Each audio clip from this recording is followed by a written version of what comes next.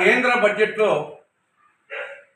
యథాప్రకారంగా ఈసారి కూడా కడప జిల్లాకు, రాయలసీమకు, రాష్ట్రానికి తీవ్ర అన్యాయం జరిగింది.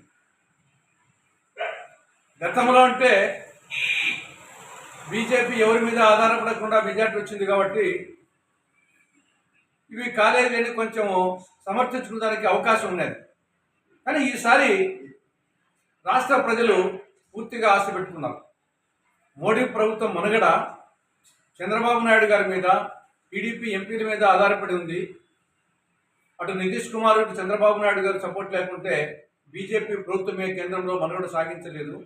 కానీ ఈ పరిస్థితుల్లో ఖచ్చితంగా రాష్ట్రానికి న్యాయం జరుగుతుంది, రాయలసీమకు, కడప జిల్లాకు న్యాయం జరుగుతుందని చెప్పేసి ప్రజలు ఎంతో ఆశించారు, ఎన్నో ఆశలు పెట్టుకున్నారు.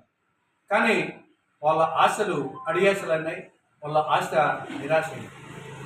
యథాప్రకారంగా ఈసారి కూడా అటు జిల్లాకు, ఇటు రాయలసీమకు, ఇటు రాష్ట్రానికి తీవ్రమైనటువంటి అన్యాయం జరిగింది. కడప జిల్లాలో శైల ఆధ్వర్యంలో ఇంటిగ్రేటెడ్ స్టీల్ ప్లాంట్ ఏర్పాటు చేయాలని ఆంధ్రప్రదేశ్ పునర్వ్యవస్థీకరణ చట్టంలో 13వ షెడ్యూల్లో స్పష్టంగా పేర్కొనబడింది. కడప జిల్లాలో స్టీల్ ప్లాంట్ నిర్మాణానికి కావలసిన అన్ని హంగులు ఉన్నాయి. కావలసినంత భూమి ఉంది, నీరుంది, విద్యుత్ శక్తి ఉంది, రవాణా సౌకర్యాలు ఉన్నాయి, ముడి పదార్థము ఉంది. కాబట్టి అంగట్లో అన్నీ ఉన్న అల్లు నోట్లో శనిబుద్ధి అన్నట్లు ఉంది కడప జిల్లాలో నిరుద్యోగుల పరిస్థితి. కాబట్టి ఈసారి కూడా కేంద్ర బడ్జెట్లో కడప జిల్లా స్టీల్ ప్లాంట్ గురించి ఎలాంటి ప్రస్తావన లేదు. ఇక రెండవది, కడప, రాయచోటి, మదనపల్లి, బెంగళూరు నూతన బ్రాడ్గేజ్ రైలు మార్గం. ఇది రాయలసీమ సమగ్రాభివృద్ధికి ఎంతో ముఖ్యమైనటువంటి ప్రాజెక్ట్.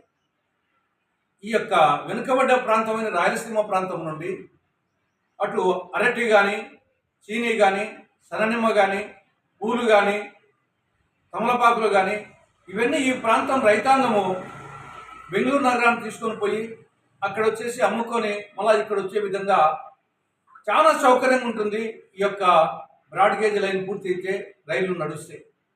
ఇంకా మిగతా అనేక విధాలుగా ఈ ప్రాంతము కూలీలు అక్కడికి పోయేదానికి కానీ ఇటువంటిది దీన్ని దృష్టిలో పెట్టుకొని 2008-9 రైల్వే బడ్జెట్లో ఆనాటి కాంగ్రెస్ ప్రభుత్వము ఈ యొక్క బ్రాడ్గేజ్ రైల్వే లైను దీనికి మంజూరు చేయడం జరిగింది.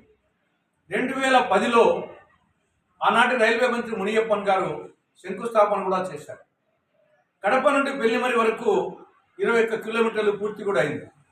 కానీ తర్వాత నిలిచిపోయింది. ఈసారి బడ్జెట్లోనైనా సరే దాని గురించి ప్రస్తావన ఉంటుంది, దానికి నిధులు మంజూరు చేస్తారనుకుంటే దాని గురించి ప్రస్తావన లేదు. ఇక మూడవది, విభజన చట్టంలో సెక్షన్ 46 సబ్సెక్షన్ 3 కింద రాయలసీమకు, ఉత్తరాంధ్రకు బుందేల్ఖండ్ తరహా స్పెషల్ డెవలప్మెంట్ ప్యాకేజీ కింద నిధులు ఇవ్వాలి. ఆ నిధులు ఇంతవరకు ఇవ్వలేదు. ఈసారైనా ఉంటుందేమో అని చెప్పేసి అనుకున్నారు, దాని గురించి ప్రస్తావన లేదు. ఈ విధంగా కడప జిల్లాకు, రాయలసీమకు, రాష్ట్రానికి సరామామూలు జరిగినట్లు గతంలో ఏ విధంగా అన్యాయం జరిగిందో ఈసారి కూడా తీవ్రమైనటువంటి అన్యాయం జరిగింది. ఒకవైపు ఏమో నితీష్ కుమార్ గారు, మోడీ ప్రభుత్వం వచ్చేసి అటు చంద్రబాబు నాయుడు మీద, నితీష్ కుమార్ మీద, ఇద్దరి మీద ఆధారపడింది. నితీష్ కుమార్ ఏమో ఆయన బీహార్కు అనేకం సాధించుకున్నారు. ఇక్కడ చూస్తే ఏం లేదు. ఇది ఎలా ఉందంటే బీహార్కు ఫుల్, ఏపీకి నిల్, నితీష్ కుమార్ హీరో, చంద్రబాబు జీరో అనే విధంగా ఈసారి బడ్జెట్ తయారైంది. కాబట్టి అందుకు నిరసనగా ఈరోజు కాంగ్రెస్ పార్టీ ఆధ్వర్యంలో ఈ యొక్క నిరసన దీక్ష కార్యక్రమాన్ని ఏర్పాటు చేయడం జరిగింది.